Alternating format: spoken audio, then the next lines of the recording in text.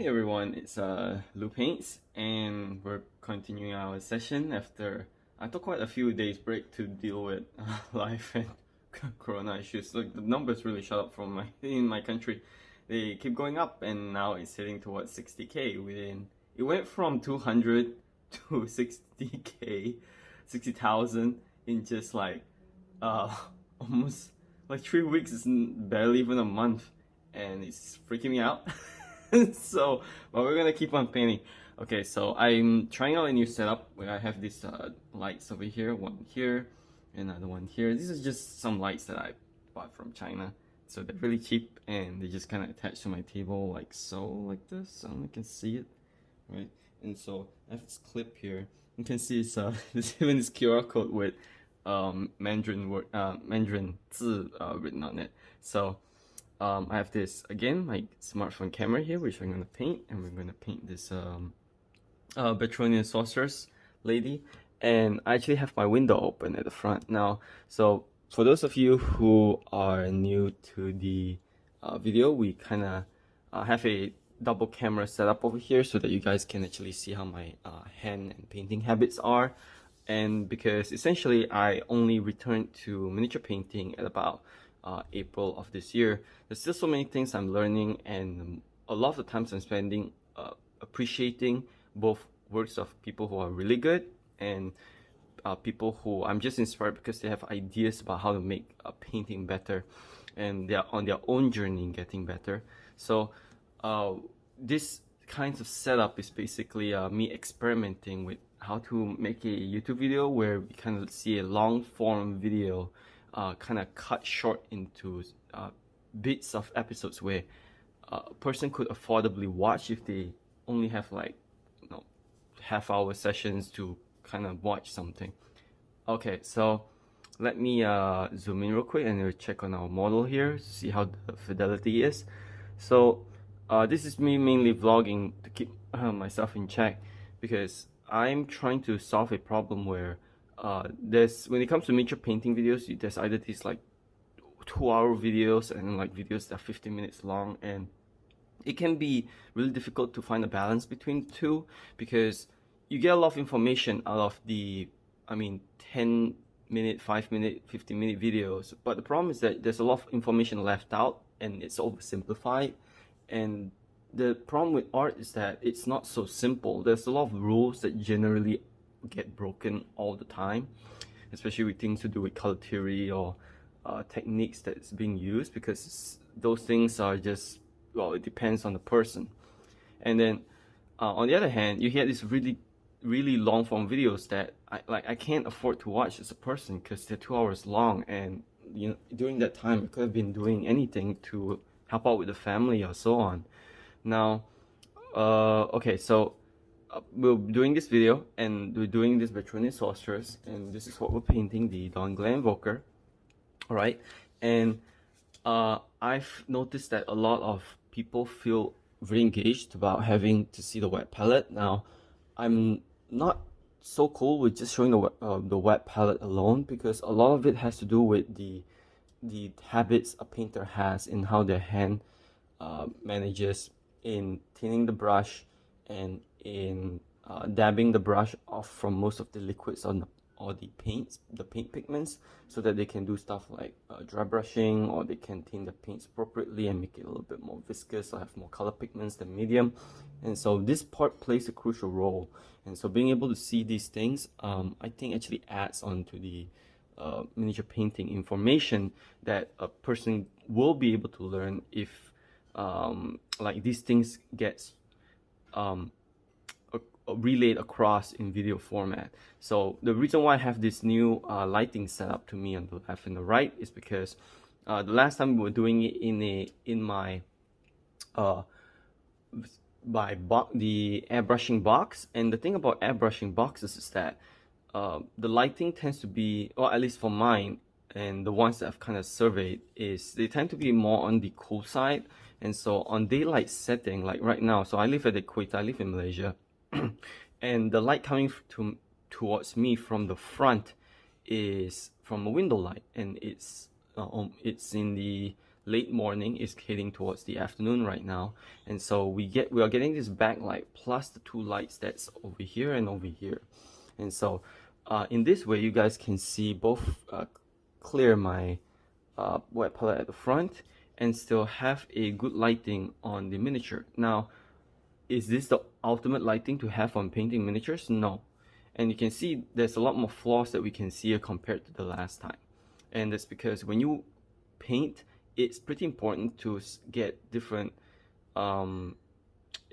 exposures of lighting on the miniatures that you paint. It's actually the same thing for when we're working with 2D traditional artwork, and it's because of the flaw with human eyes and how we perceive color. Because all the color that we perceive are relative to our environment and the objects that we see. So if we see a really green object, like a fluorescent or like a leaf that is ridiculously fresh, straight out from the farm and just placed under daylight, and it really shines that green. Anything else that's going to be purple or magenta or red or orange is going to feel like it's darkened and dimmed down.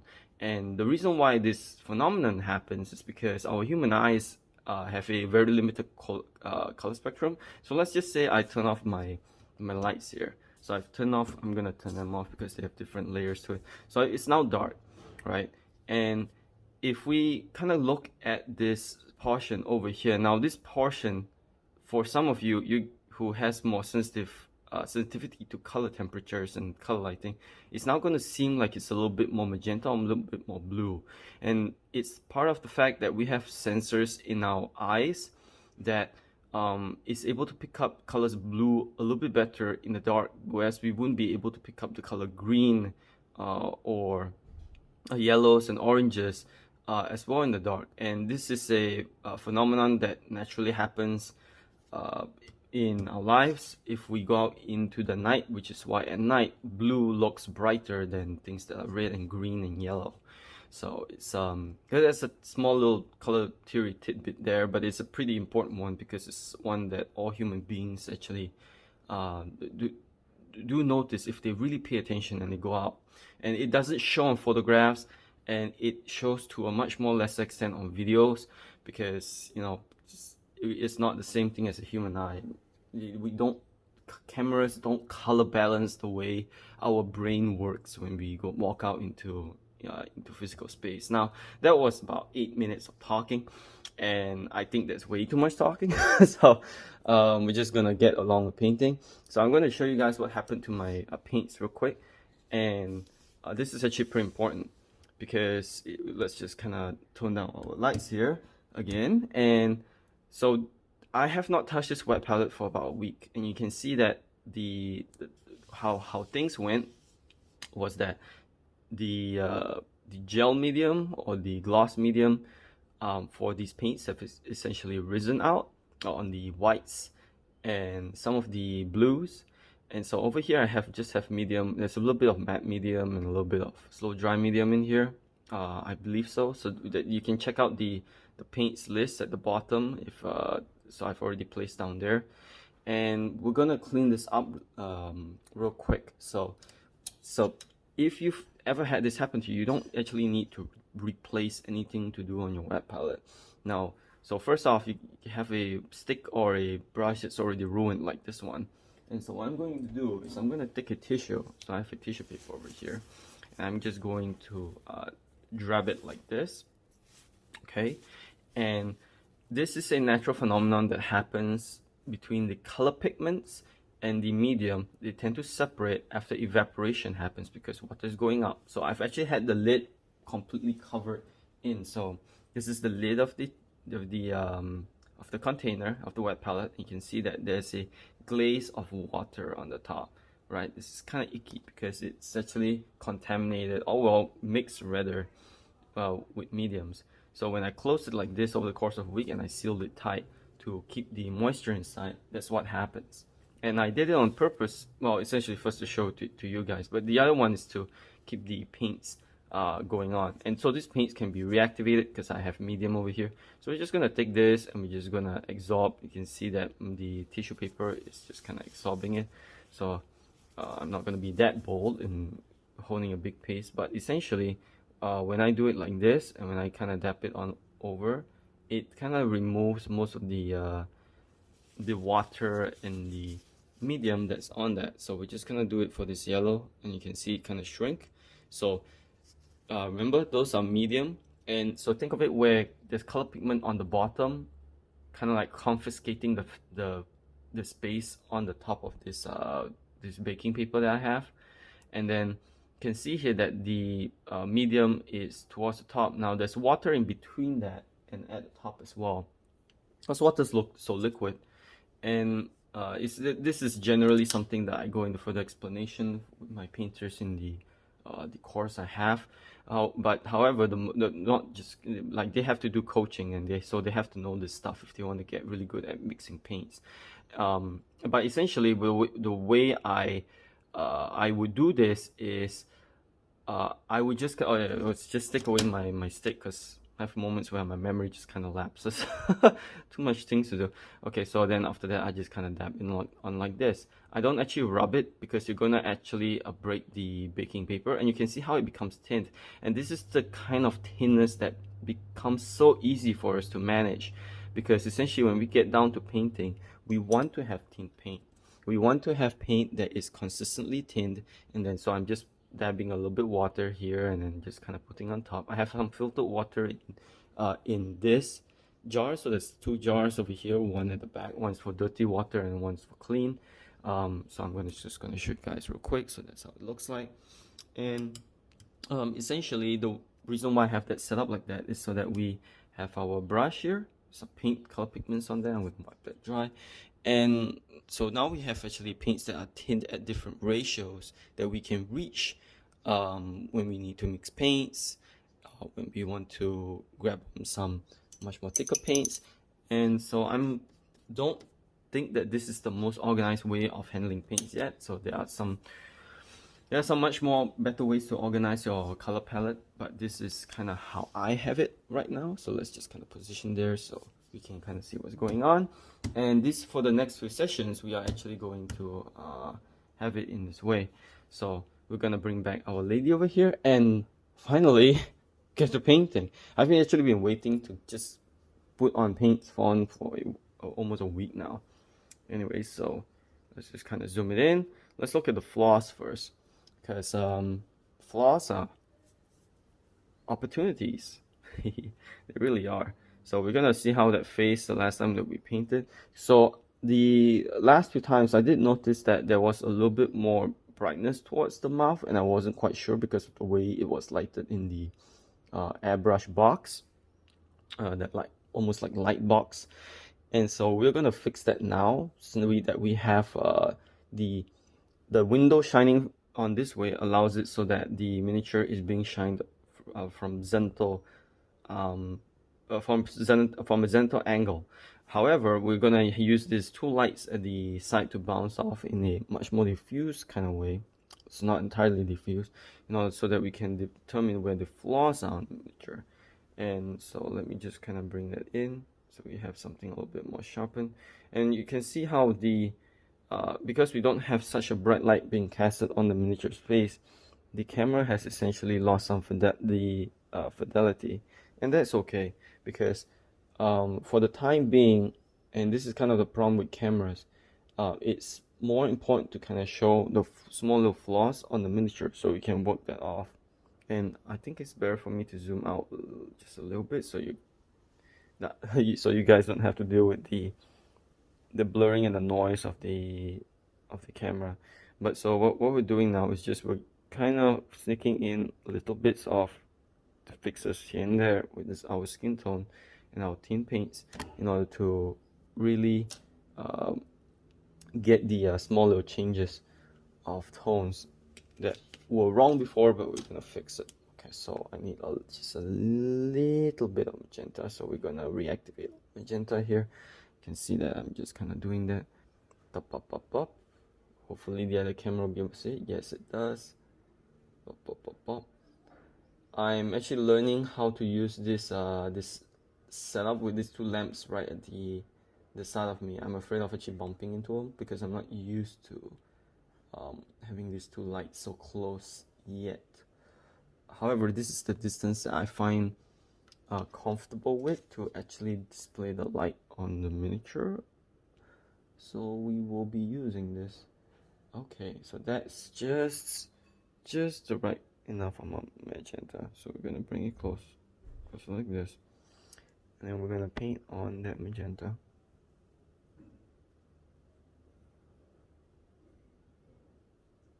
Okay, and we're gonna keep adding it on. And if our magenta really goes dry, or if we really need to put on much more magenta, we'll figure that one out later. We don't need to really worry about that now. You can see the magenta is actually quite a hard color to activate because it's so thick. It's one of the color pigments that actually is the most stubborn all of them. So we just kind of take a whole lot of slow dry medium that acts as retarder, and then we're just gonna keep on doing what we're doing over here to activate the paint. And there we go. We've got the paint moving. We just need a bit because this miniature actually has already a lot of magenta, so that magenta has, we only need bits and pieces of it. We don't need a lot. So there we go. Okay, continue putting that on a little bit. Softly. You're gonna cover up those bottom parts over here. And then we want to make sure to add just a little bit of turquoise. Very little bit of turquoise. So we're working with really fine and thin down paints over here. And the reason why we're gonna put this turquoise on is because we wanna make it darken a little bit. Oh, that's too much. So less. Okay, so just gonna put a little bit there. Right. And then we're gonna blend that in.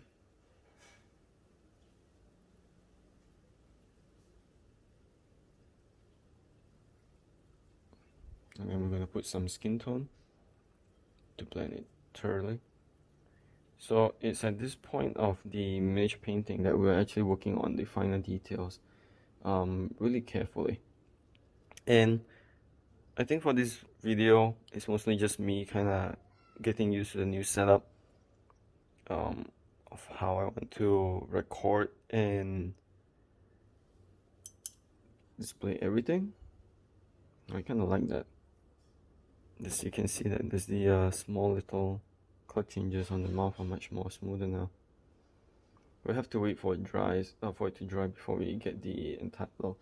For now, let's just kind of get the parts of the eye which didn't get sufficient amount of paint before. So about this area. So notice how, for me, I'm very comfortable using paints that are mostly a lot more wet. And that's me anyways. And this is how I'm a lot more comfortable with me thinning down my paints in that way, because essentially when you live at the equator, paints don't work the way I've kind of seen it work on videos. They become chalky really quick. Whites tend to become chalkier because of the evaporation rate, really, of a hot country. Okay, so now we're gonna bump up this part of the closer to the darks, and we are also going to, I actually really like the color gradients on this, so we'll definitely work on that darkness. So we're gonna change our brush to this, which is the Princeton Mini Detailer 3050R, and then we're actually going to take some turquoise and pump it here. There's some gel medium in that golden turquoise paint, so I'm going to dab some slow dry medium over here on the teal. I'm going to drop some slow dry medium here on the blue, and I'm just going to dab it like so. Now it's like, well, Lou, why don't you just get another paint set, or you just wouldn't have to do this, you wouldn't have to spend the time to. Well, two big reasons. First of all, I come on from an area where I want to study art as a means of the chemistry and how I want to manipulate paints. And so I get the opportunity to save more money and also to learn how to tint paints a lot more better by having a paint range that on my palette that is ridiculously limited. In fact, it's a discipline that I was taught in my art school, both my art schooling, and even now that I've kind of been done with art school for more than a decade now, that the one thing that you learn as an artist is that if you want to keep your colors vibrant, however mixed, you use less colors rather than more. And it's maybe a little bit conservative and traditional in the way it's taught, but there is a lot of truth to that. Some of the greatest paintings in the world are done with very few colors that they really squeeze out. And so it isn't just a matter of technique and theory, it's also a matter of the way things blend together, because you don't have so many different color pigments that argue with one another onto a single piece. And that's one of those kinds of things that once you get exposed to a lot of paintings, and it's a lot of different, and it's not just traditional, by the way, it actually happens for digital mediums as well. So you think even on a digital platform, like a painter that's painting on a computer, they had some of the best concept art and digital art are done by people who have a very limited palette. And so it's really more to do with how human beings we construct color in our mind, and how the harmony of those colors are much more amplified the less colors that you use, because you just don't have too many different colors arguing with one another. It's just one-on-one of design.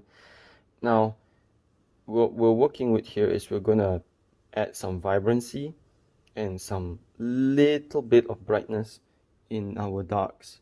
And so this is how we are going to slowly build up. And this is going to be a much more lower layer. And this is already been due. I've been wanting to brighten up these parts with color, not with value, not by light and shadows. Because a human being, if we were to block out by the light, we would still see some color and some grays in this area. There's a piece of Darth Vader done by Sigin Scott that actually shows this really well on a miniature or a sculpture. So it's my turn to really get into that space and study how colors are in the dark. And it's not a space that I'm comfortable with doing on a miniature yet. It's only a space where I'm comfortable doing in black and white or on a digital or canvas painting. So there's a lot of things left for me to learn. And with miniature painting, there's a lot of things for me to learn. And I love it. Just thinking about art never really ends. That's kind of like the beauty of it. Okay, so now we're going to take some skin color, and we're actually going to dab the skin color in the areas that are the furthest range. And the reason why we're doing this is we're just going to blend it later on.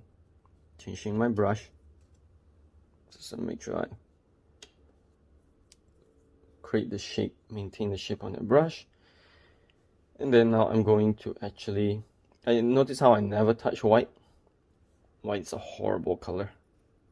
It's not, it's not color, it's a value. Never take white as a paint to actually damp on your miniatures, especially doing the darks, even if you're doing gray. Use other colors.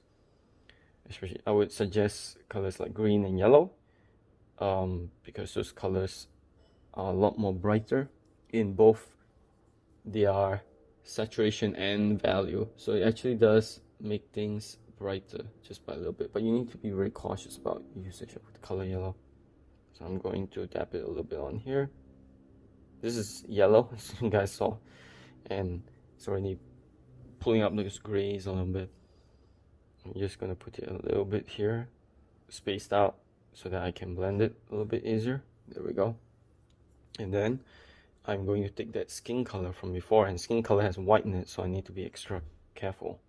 It's got the paint pigments inside, there's white inside skin color, so I need to be extra careful about this. So this is just me kind of doing extremely wet blend like so. And I think maybe a lot of people feel really freaked out because like it's like who does this kind of technique? Most people in miniature painting, they kind of very comfortable with glazing. However, the methods that I'm more exposed to are from the people who paint transformers with enamels, who repaint transformers. I used to repaint transformers in the long past, and just because the medium changes, it's still a sculpture. It's nothing really different about it. So I'm using this technique, and others have told me that I should be glazing instead. Wet blending is. I believe there's a strong misunderstanding about what glazing actually is, because as far as us goes, like I thought about glazing, and I think like the way hobbyists kind of talk about glazing are maybe a little misinformed, because when I ask from one hobbyist to another what glazing is, I get different answers. And so there's a Facebook post that I placed on recently, and it's kind of like proven the point that the thing about art from a hobbying point of view, the vocabulary is really vague. And sometimes it just doesn't. It's not easy to communicate these ideas. It's just to people thinking that they're talking about the same thing, but they're really not. I'm bringing this brightness up just a little bit, step by step. Okay, there we go. There we go. I'm not so worried about them going in the crevices. Okay, there we go. This is sufficient. Okay, and we definitely need to matte this out and dry it out later. Okay, but right now we just want to make sure we get that atmosphere overall. So that's what I'm painting in. So now, finally I can get to this part. This part is going to look a lot more better. Because I can get over the teal layer, and I can build that into my shadows, especially towards this area, because we're gonna have to brighten up these parts, although carefully, really carefully. Okay, there we go. We have some yellow color pigments, and we're going to place that only at the bits and the edges. Right. One more here, one more here. Wash that off. Take our skin color. Oops, cat fur. Always the cat fur. Do a bit like this. Okay. I'm actually having a lot of fun trying to figure out what's the best way to communicate the way I paint. And a lot of the feedback that I've gotten from people that it's like, you paint in a really weird way, like it's like completely wet blending, which is it is like I use mixed mediums a lot, so as you can see, I'm trying not to make sure I'm trying to make sure that this make sure it doesn't go off camera, because this new setup doesn't always allow me to kind of look through the camera and paint through the camera, which is really weird, and I'm trying to figure out how to make it. I get what, oh there, I like that. Let's remove a little bit of the yellow and spread it over here. Remove a bit of the yellow, spray it out. It seems like it's really saturated right now, but once it dries, it's going to become so dark. So I actually have to put a lot more on. I'm going to take some turquoise and then place it on the bottom here. Clean out that. More turquoise at the bottom here. Okay. The base is not clean. We have to gonna figure out to do something about that later. That's okay. We're gonna take our time.